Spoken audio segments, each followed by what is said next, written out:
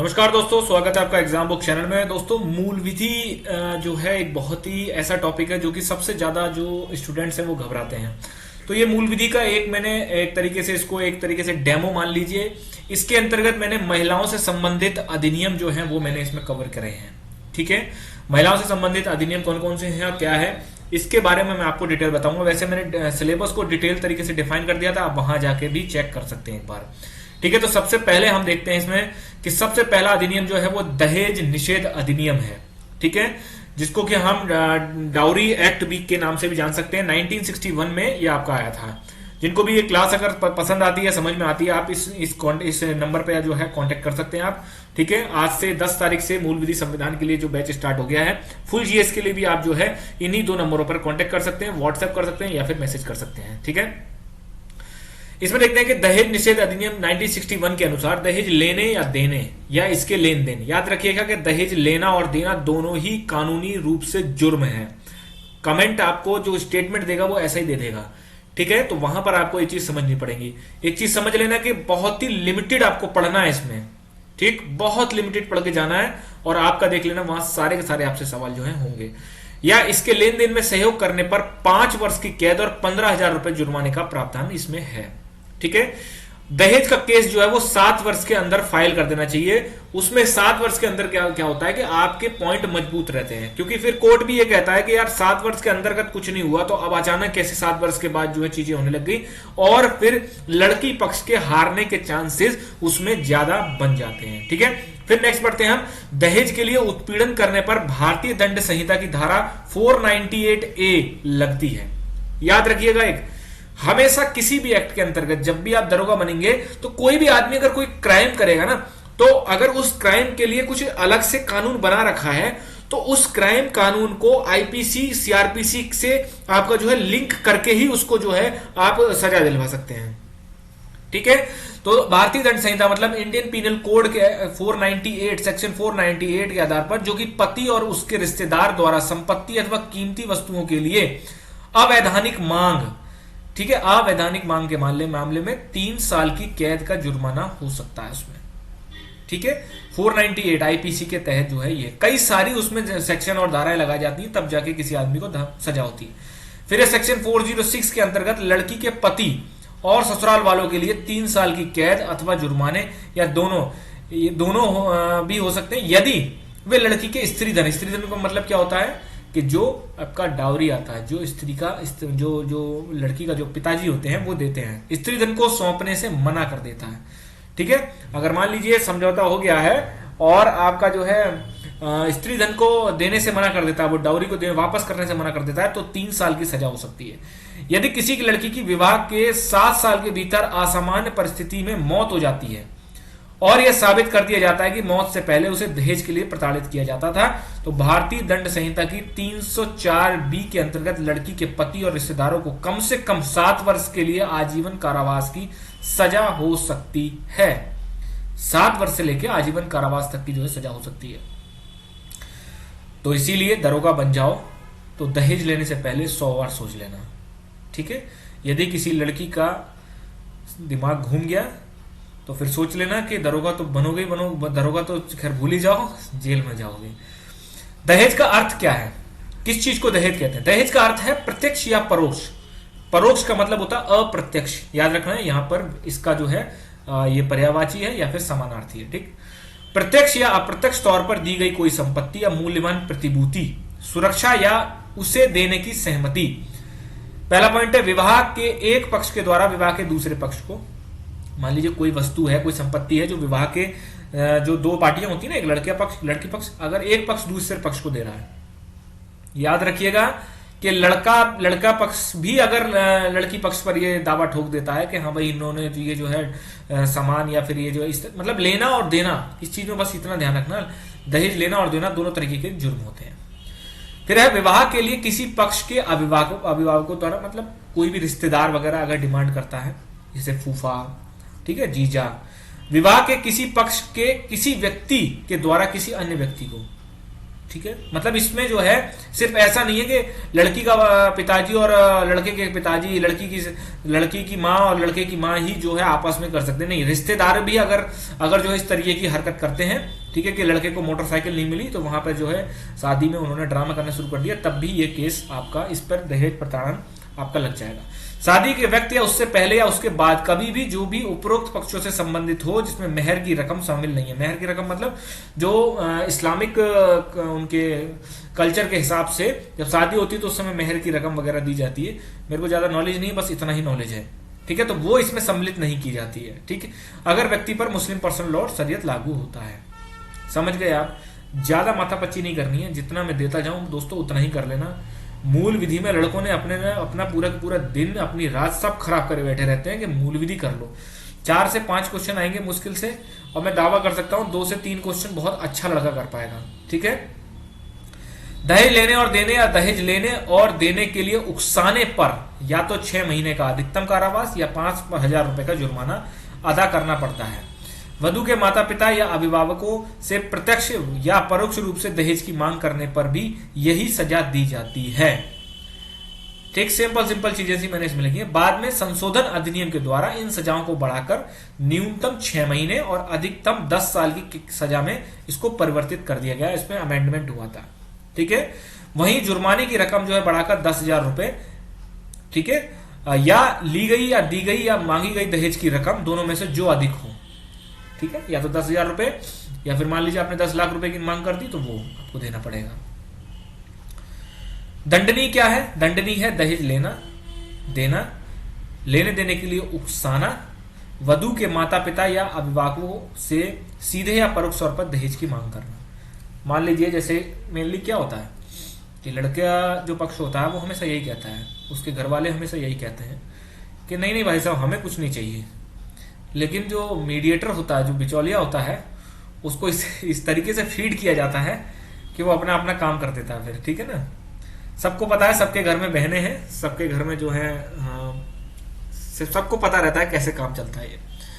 दहेज के मुकदमे पर निर्णय लेने का क्षेत्राधिकार मेट्रोपॉलिटन मजिस्ट्रेट या प्रथम श्रेणी के मजिस्ट्रेट को ही है, ठीक है। फर्स्ट क्लास जो मजिस्ट्रेट होता है उसको ही अधिकार है दहेज वाले मामले में निर्णय लेने का। दहेज के अपराध का संज्ञान या तो मजिस्ट्रेट खुद ले सकता है या वह पुलिस रिपोर्ट के आधार पर ले सकता है, ठीक है, के आधार पर, या ऐसे व्यक्ति के माता पिता या अन्य रिश्तेदार द्वारा दर्ज शिकायत के आधार पर या मान्यता प्राप्त कल्याणकारी संस्था या संगठन के आधार। मतलब कहने का यह है, कोई मान लिया एनजीओ है जो कि इन सब चीजों को देखता है, उसके आधार पर भी रिपोर्ट को संज्ञान में लिया जा सकता है। यदि लड़की के माता पिता या रिश्तेदार अगर उसको जो है रिपोर्ट वगैरह करते हैं तो उसके आधार पर लिया जा सकता है, ठीक है।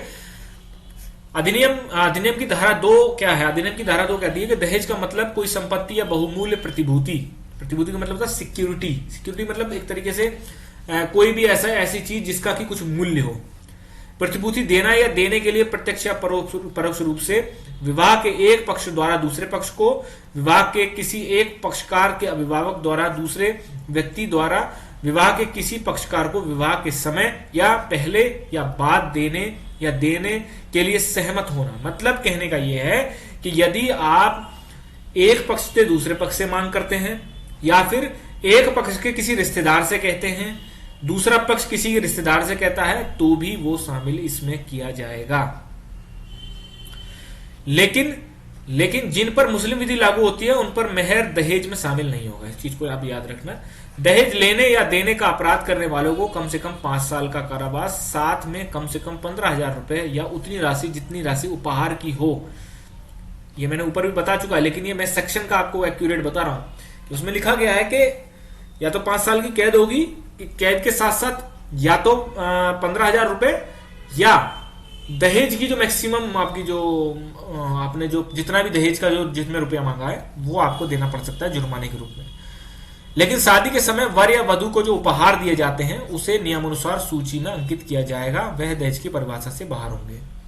मतलब मान लीजिए कोई रिश्तेदार है, कोई कुछ है, अगर आके गोल्ड की चेन दे देता है तो इसका मतलब ये नहीं कि वो दहेज माना जाएगा। वो एक तरीके से एक क्या नाम है उसको एज अ गिफ्ट माना जाता है। गिफ्ट को दहेज के लिए दहेज के अंतर्गत जो है वो नहीं रखा गया है। यदि किसी पक्षकार के माता पिता, अभिभावक या रिश्तेदार प्रत्यक्ष या परोक्ष रूप से दहेज की मांग करते हैं तो उन्हें कम से कम 6 वर्ष और अधिकतम 2 वर्ष की कारावास की सजा हो सकती है। जैसे मान लीजिए फूफा ने अगर डिमांड कर दी तो यहाँ पर जो है उनको मिनिमम 6 मंथ्स और मैक्सिमम जो है 2 वर्ष की सजा हो सकती है। यदि घटना के एक वर्ष के अंतर्गत शिकायत की गई है तो न्यायालय पुलिस रिपोर्ट या क्षुब्ध द्वारा, क्षुब्ध मतलब होता है कि जो व्यक्ति है जिसके साथ गलत हुआ है, द्वारा शिकायत किए जाने पर अपराध का जो है संज्ञान ले सकता है। ठीक है, तो दोस्तों ये था आपका दहेज जो प्रताड़ना कानून है 1961 का। अब इसको ही आपको करना है, इसके अलावा आपको कुछ भी नहीं करना है, नहीं तो लेके बैठे रहो बेयर एक्ट पूरा रट मारो, चीजें आपके तब भी समझ में नहीं आएंगी। एक एक छोटे छोटे एक्ट को लेके आपने कम से कम 20-20, 25-25 पेज का आपने नोट्स बना रखे हैं। ठीक है, जिस दिन पेपर दे के आओगे उस दिन समझ में आ जाएगा वो नोट सारे बेकार हो गए आपके। ठीक, नेक्स्ट कानून आपका घरेलू हिंसा से महिलाओं का संरक्षण अधिनियम 2005।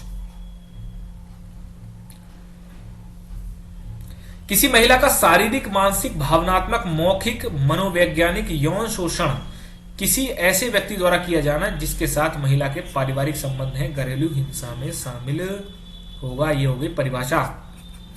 ठीक है, कि भाई शारीरिक भी हो सकता है, मानसिक भी हो सकता है, भावनात्मक भी हो सकता है, मौखिक भी हो सकता है, मनोवैज्ञानिक भी हो, साइकोलॉजिकल भी हो सकता है, या फिर सेक्सुअल भी हो सकता है। ऐसे अगर कोई व्यक्ति किसी महिला के साथ अगर ये सारे गलत काम करता है और वो महिला उसके साथ पारिवारिक संबंध में है, ठीक, तो वह घरेलू हिंसा के अंतर्गत आएगा। ठीक, अब घरेलू हिंसा को माना जाएगा क्या? क्षति पहुंचाना या जख्मी करना, पीड़ित व्यक्ति को स्वास्थ्य, जीवन, अंगों या हित को मानसिक या शारीरिक तौर पर खतरे में डालना या ऐसा करने की नियत रखना। और इसमें शारीरिक, यौनिक मतलब होता है सेक्सुअल, मौखिक और भावनात्मक, इमोशनल और आर्थिक शोषण। आर्थिक शोषण कैसे हो सकता है कि भाई आप जो है अपनी वाइफ को पैसा ही नहीं दे रहे उसको, ठीक है ना, अब वो खाने खर्चे के लिए, बच्चों की फीस के लिए कुछ पैसा ही नहीं देते हैं, तो वो भी एक तरीके का जो है यहाँ पर घरेलू हिंसा में ही आता है। देखिए कानून कितना सुंदर है, कितना अच्छा कानून है। अगर इस हिसाब से जो है लागू होना शुरू हो जाए तो सारी चीजें हो जाएंगी। लेकिन लागू क्यों नहीं होते हैं? क्योंकि हमारे कल्चर में इस तरीके की चीजें हैं कि हम लोग रिलेशन खराब नहीं करना चाहते। हम लोग हमेशा ये सोचते, लड़की या जो औरत होती है वो हमेशा ये सोचती है मेरा पति सुधर जाएगा, ठीक है, तो उस चक्कर में वो सहती रहती है हमेशा। बच्चे हो जाते हैं तो यार लाइफ बच्चों की खराब हो जाएगी, अगर मैं शिकायत कर दूंगी तो जेल चला जाएगा ये, तो इस तरीके की चीजें जो है होती हैं। ठीक है, दहेज या अन्य संपत्ति या मूल्यवान प्रतिभूति की अवैध मांग को पूरा करने के लिए महिला, मतलब कहने का यह है दहेज के हिसाब से या कोई भी, मान लो जैसे कहते नहीं है कि जब शादी हो जाती है तो बहुत सारे ऐसे केस सुने होंगे आपने कि शादी वादी हो गई, शादी के 2-3 महीने बाद जो है लड़का या लड़के के घर वाले जो है मारने पीटने लग गए, जहाँ पल्सर 120 लेके, पल्सर 150 लेके आ, ठीक है, या फिर कोई भी कार वगैरह हमें नहीं दी। इस तरीके से जो है यदि आप जो है फ्रिज नहीं आया, कूलर नहीं आया, इस तरीके से यदि कोई जो है अगर कोई परेशान करता है तो वहां पर ये कानून तो लगेगा ही लगेगा, घरेलू हिंसा। फिर घरेलू हिंसा के साथ जो है दहेज उत्पीड़न वाला कानून भी इसमें लागू हो जाएगा। ठीक है, पीड़ित या उसके निकट संबंधियों पर उपरोक्त का खा, मतलब ये ऊपर में जो है में सम्मिलित किसी आचरण के द्वारा दी गई धमकी का प्रभाव होना। मतलब मान लीजिए जैसे पीड़ित है या फिर कोई पीड़ित है या फिर कोई जो है पीड़ित के भाइयों को, पीड़ित के घर वालों को जो है दूसरे लड़के पक्ष के द्वारा अगर मान लीजिए धमकाया जा रहा है, ठीक है, तो वो भी एक तरीके की घरेलू हिंसा में ही शामिल होगा। पीड़ित को शारीरिक या मानसिक तौर पर घायल कर रहे नुकसान पहुंचाना, ये भी आपका उसे ही माना जाएगा। अब यहाँ पर सबसे अच्छा जो एग्जाम्पल है जिसको कि आपको समझना चाहिए, असल में लोग घरेलू हिंसा को ये समझ बैठते हैं पति पत्नी के बीच झगड़ा हो रहा है तो वो घरेलू हिंसा है। नहीं दोस्तों, ये तो है ही है, इसकी परिभाषा बहुत बड़ी है। इसमें व्यक्ति का घरेलू नातेदारी संबंध देखा जाता है, मतलब ये देखा जाता है कि घरेलू संबंध कितना कैसा है। जैसे रक्तजनित संबंध कौन से हैं? माँ बेटा, यदि बेटा अपनी माँ को परेशान कर रहा है, मार रहा है, पीट रहा है, ठीक है, माँ मान लो जो है वो बर्तन माज के या कैसे भी करके पैसे लाती है और बेटा 4 झापड़ मारता है और दारू लेने के लिए पैसा ले जाता है, तो वो भी घरेलू हिंसा में ही आता है। ठीक है, पिता पुत्री, अगर यदि पिता जो है पुत्री को जो है मतलब पीट रहा है या फिर कुछ गलत तरीके से कर रहा है तो वो भी आपका दहेज। भाई बहन, ठीक, तो ये तो होते हैं रक्त जनित। विवाह जनित संबंध कौन से होते हैं? यदि पति पत्नी, सास बहू, ससुर बहू, देवर भाभी, ननद, ठीक है, परिवार, विधवाओं से संबंध, विधवाओं के परिवार के अन्य सदस्यों से संबंध, ये सारे के सारे जो है विवाह जनित संबंध होते हैं। यदि इन लोगों में भी बीच में होता है कुछ, ठीक है, तो वहां पर भी आपका ये दहेज, ये सॉरी जो घरेलू हिंसा है कानून ये लगेगा वहां पे। दत्तक ग्रहण गोद लेने से उपजे संबंध, जैसे गोद ली हुई बेटी और पिता, इन अगर ये काम होते हैं तो यहाँ पर भी आपको चीजें जो है वो। फिर नेक्स्ट आपका घरेलू नातेदारी के दायरे में आने के लिए जरूरी नहीं है कि दो व्यक्ति वर्तमान में किसी साझा घर में रहे हो। मसलन यदि पति ने पत्नी को अपने घर से निकाल दिया हो तो घरेलू नातेदारी का, अगर मान लीजिए जैसे पति और पत्नी जो है वो, पति ने अपनी पत्नी को पीट पाट के या फिर जो है उसको घर से निकाल दिया है, ठीक, और बाद में तब भी वो जो है परेशान करता है उसको किसी भी तरीके से, तो वो भी घरेलू हिंसा में ही आएगा। वो अपने मायके में रह रही है लेकिन तब भी उसको परेशान किया जा रहा है, तब भी वो घरेलू हिंसा में जो है वो अपने पति के ऊपर दायर कर सकती है। पीड़ित इस कानून के तहत किसी भी राहत के लिए आवेदन कर सकती है, जैसे कि संरक्षण आदेश, जैसे वो कह सकती है कि मेरे बच्चों का जो है कस्टडी दिलवा दीजिए, या फिर मेरा जो है खुद का संरक्षण चाहिए मेरे को, ठीक है। आर्थिक राहत भी जो है मजिस्ट्रेट दे सकता है कि भाई नहीं ऐसा है, उनको तुम 10,000 रुपए प्रति माह दोगे। बच्चों की अस्थायी संरक्षण कस्टडी भी ले सकती है वो अपने ऊपर, अस्थायी होगी लेकिन वो, ठीक है, क्योंकि स्थायी तो कोर्ट के थ्रू होगी।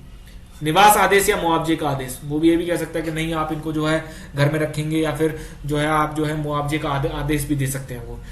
पीड़ित आधिकारिक सेवा प्रदाताओं की सहायता ले सकती है, मतलब जैसे कि जो इस तरीके के क्या जब भी होते हैं तो प्रत्येक थाने में या फिर प्रत्येक जिले में जो है एक अफसर होता है, वो अफसर सिर्फ इसीलिए लगाया जाता है कि महिलाओं से संबंधित जो भी आपके जो है दहेज उत्पीड़न हो गया, घरेलू हिंसा हो गया, तो उस केस में एक अधिकारी को नियुक्त किया जाता है, तो वो अधिकारियों की सेवा भी ले सकती है, वो उनसे अपना जो है अपनी बात कह सकती है, अपना जो है अपनी किसी भी प्रकार का कोई भी प्रॉब्लम है तो उसको वो शेयर कर सकती है। पीड़ित संरक्षण अधिकारी से संपर्क कर सकती है, जो भी संरक्षण अधिकारी होता है उससे संपर्क कर सकती है।